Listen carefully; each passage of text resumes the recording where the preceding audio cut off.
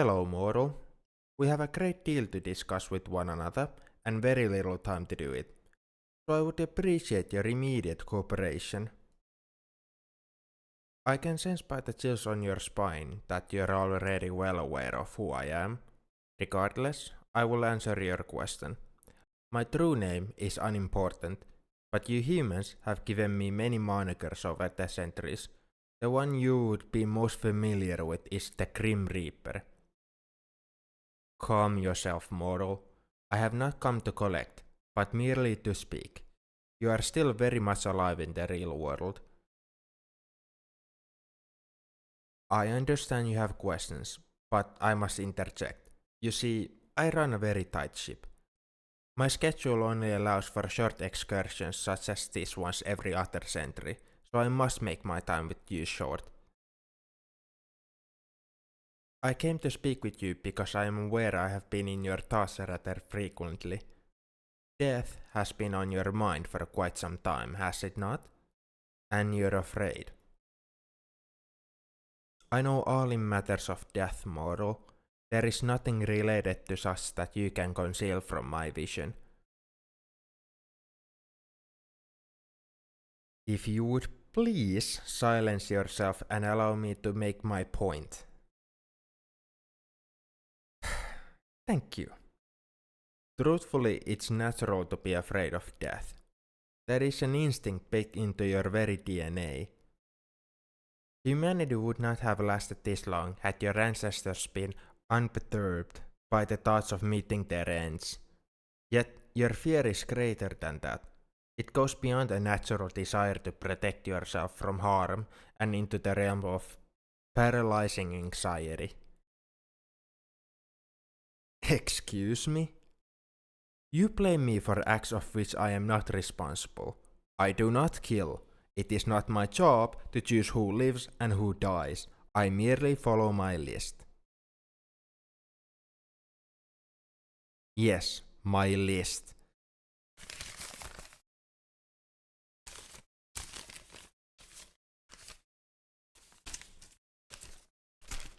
An ever-growing endless list of souls I must collect. As new life is constantly entering the world, so too are living exiting, and those souls require someone to guide them beyond, lest they become lost. That is my duty, and I complete it with honor. The beyond is knowledge of which mortals know quite little, and that's by design. No being of my caliber has shown the beyond to a fragile mind, and I will not be the first. In layman's terms, no. I cannot say what lies in wait for you after death. Hypothetically, yes, I could find your name on this list and inform you of how many years you have left. However, halt. It is not your duty to see my list and search for your name. This document was not meant for mortal eyes. No, human, I do not know your time. There are no spare moments for me to scour my list and search for individuals. I merely search their souls as their demise occurs. And before you ask, I do not know the method either. I merely know who is next and when. That is all.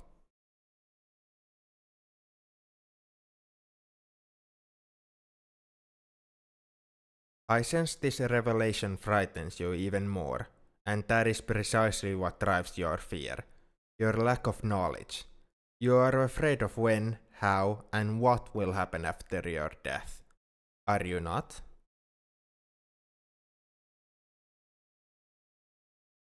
This is another instinctual behavior of humans. Fear of unknown is what kept your ancestors from challenging previously unseen beasts head on, or carelessly eating plants they did not know the properties of.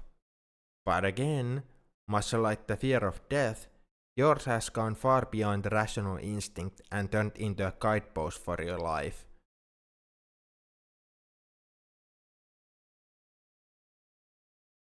There is more to my knowledge of life than you will ever know, human. I have seen countless lives flash before mortal eyes, and I will see countless more, and time again, I see one thing in common among humans from all ages and eras. It is something I believe you must hear. Those who rule their lives by fear do not truly live. They slowly but surely eliminate all sources of fear and uncertainty until their existence becomes nothing but shells of what they used to be. Metaphorical carcasses without souls. Ones that begin to rot before they ever die. As difficult as it is to accept, you cannot live your life afraid of the uncontrollable. For if you do, you will end up like all those other mortals who lived as you do, dying before your soul ever leaves your body. I did not say it would be easy, but it is one of the many bitter truths one must learn to cope with if they wish to truly live. Yes, you do not know when your time will come. Yes, you do not know how your life will end. Yes, you do not know what or if anything happens after your passing. And you must come to accept each and every one of those unknowns if you wish to lead a fulfilling life. Of course, all minds are allowed to have their theories. Spirituality, for one, has helped many humans come to terms with these ideas. There are non-spiritual sources of comfort too. I cannot tell you what path to choose, only to do what you feel is best for your own sake.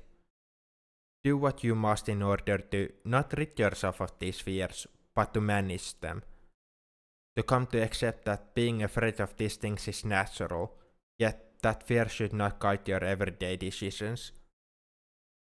If you can do this, then you will be able to enjoy living in the moment, rather than fearing what may or may not happen next.